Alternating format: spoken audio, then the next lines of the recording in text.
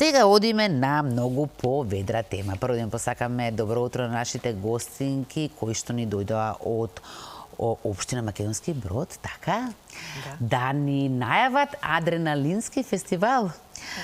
Да, интересно, невообичаено. Добро ви утро и повелете. Добро утро. Ти благодарам, Искра. Добро утро и од мене за господја Милка и за господја Милена.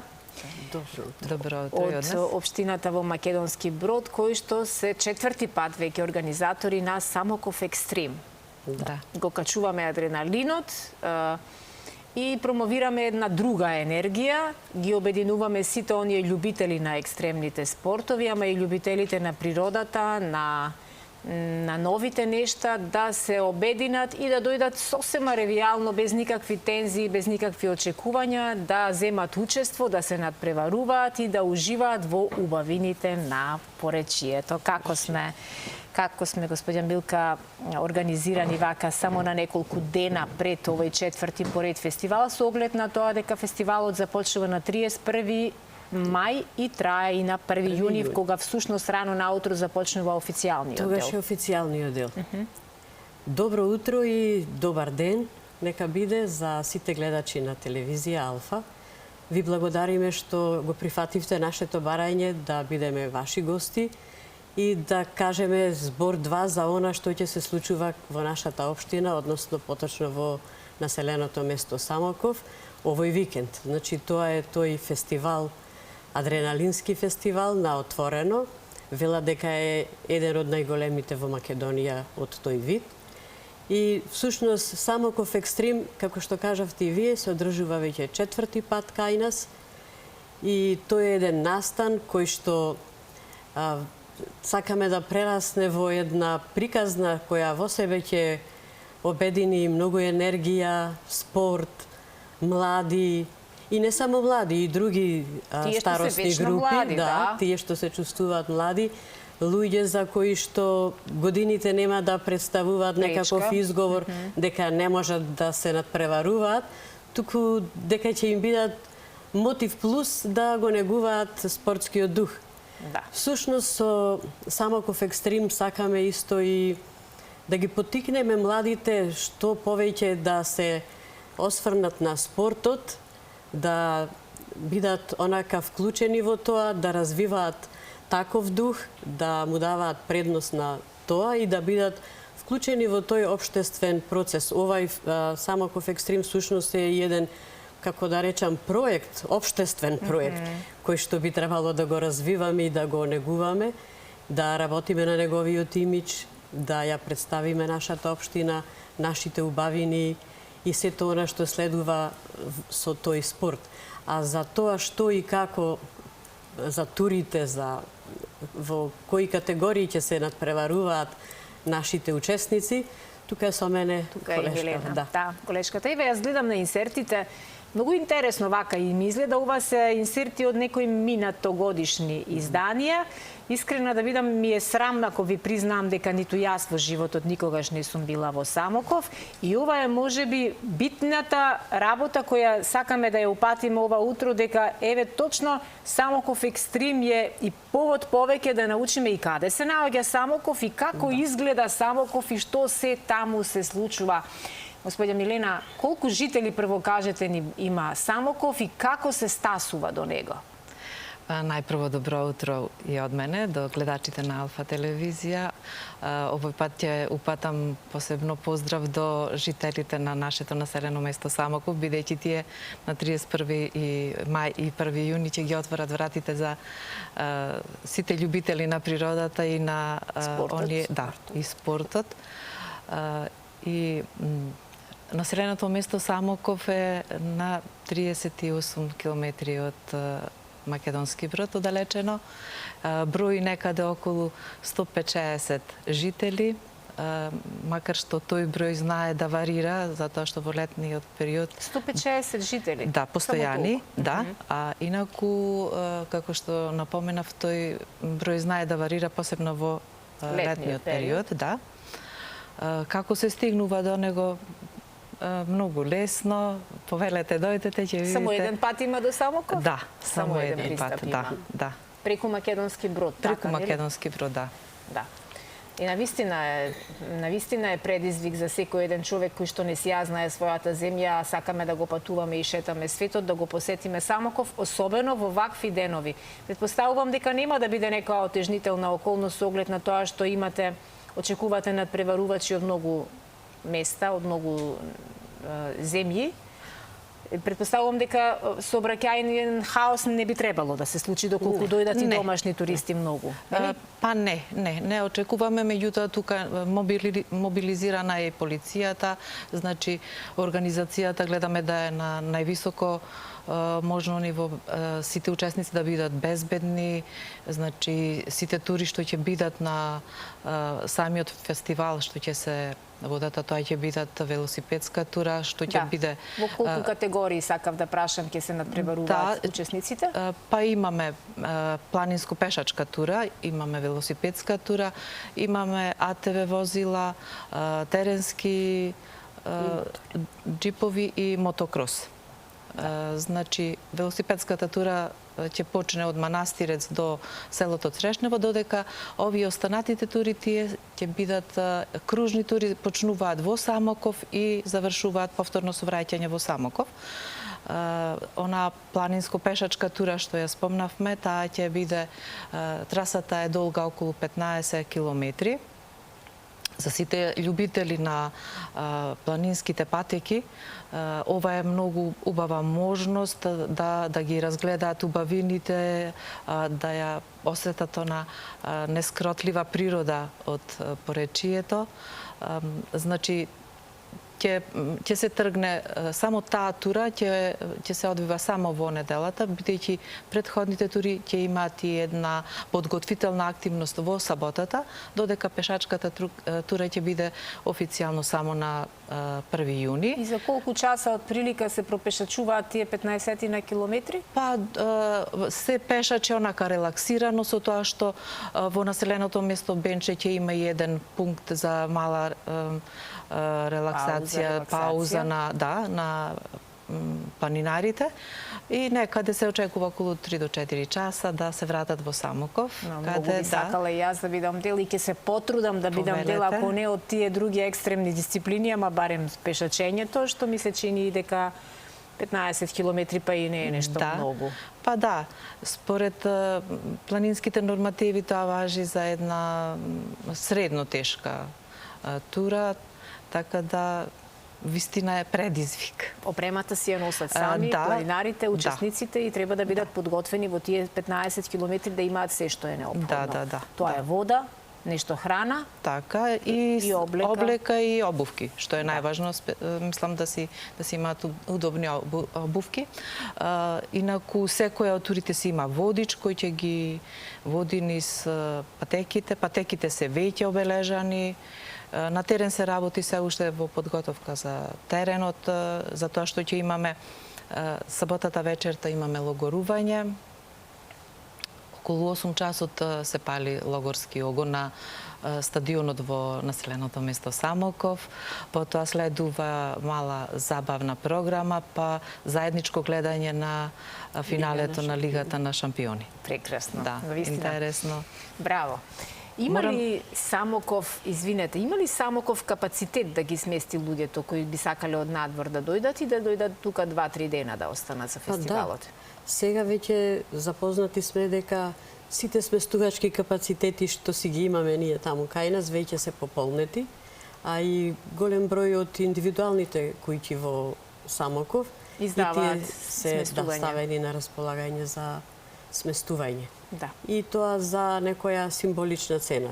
Колку да не е безич. Да. И сето ова задоволство е сосема, како што рековме, без надпреварувачки дух, значи нема тука награди, нема тука признанија, доаѓаме и го растеме адреналинот, се дружиме меѓусебно и уживаме. Отколку И сакав да напоменам, патеките се природни патеки. Оние врвици кои што некогаш им служеле на луѓето да си одат од едно во друго место. Не се дотерувани, туку се така... Баш се така, како што си ги создала природата. Секоја чест на вистина. Ајде да ги поканиме сите оние кои што се уште за овој викенд немате некои покрупни планови или некои многу битни активности да се најават или да се пријават за учество на некоја од овие дисциплини. Можеби ако немате некои други такви, како што се велосипедизмот или возењето на мотори или АТВ возила, да се пријавиме за пешачење. Барем за пешачење знаеме тоа дека е лесно, нели? Да. Како можат да се пријават сите заинтересирани? Може, значи има контакти на страницата на општината, може да се пријават. Инаку пријавувањето трае и до самиот ден на почетокот. Се подпишуваат изјави за учество и значи отворено е. Има котизација, претпоставувам, некаква или не? Има стартни пакети кои се плаќаат, меѓутоа и тие се символични и се подигаат на денот кога се пријавувате за учество на фестивалот. Одлично. Да. Го споменавме тоа дека првично идејата беше да си дадеме можност да бидеме еден ден или два во природа и да ги запознаваме убавините на поречието. Што е она што е карактеристично за поречието и оние луѓе кои никогаш не биле таму, како мене да речеме, а знам дека ве има и многумина кои не сте биле, не ве однел патот таму.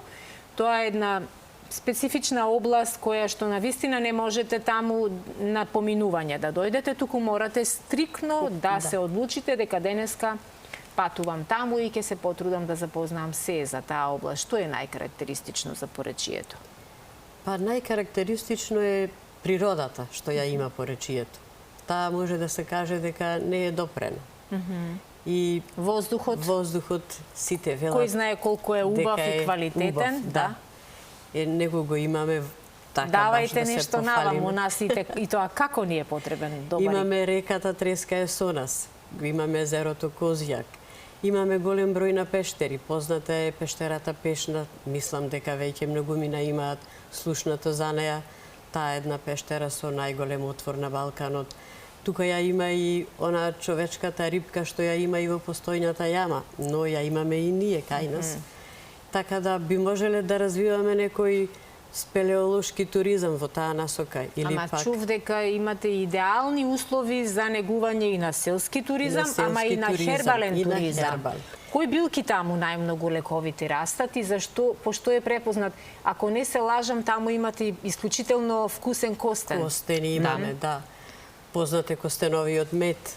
Да. Имаме планински чај и многу други билки. Мечината душица, кантарионот. Ги има повеќе, да. Планинскиот чај, кој е потребно за да се набере, потребно е навистина добра една планинска тура да се направи. Меѓутоа, навистина располагаме со многу други чајви кои што не ни се откриени, не ни се испитани. Општината, значи, се стреми кон тоа да се посветиме веќе и на тој дел, затоа што природно релјефните карактеристики на нашата општина не нудат развој на земјоделие или на некои други гранки, туку мораме да размислуваме во насока на развојот на туризмот. Ако ги имаме можностите, значи, навистина многу. Ете, спелеолошкиот, манастирскиот туризам, ја имаме Света Пречиста манастирот над селото Манастир, навистина прекрасен манастир. Езерскиот туризам, бидејќи акумулацијата Козјак или нашето Поречко езеро, ние што си го викаме, и тоа нуди убави можности. Реката Треска е толку живописна, белешничка река. Селото Белица е, таа е најчистата река, водата од прва категорија што може да се пие, значи директно од реката.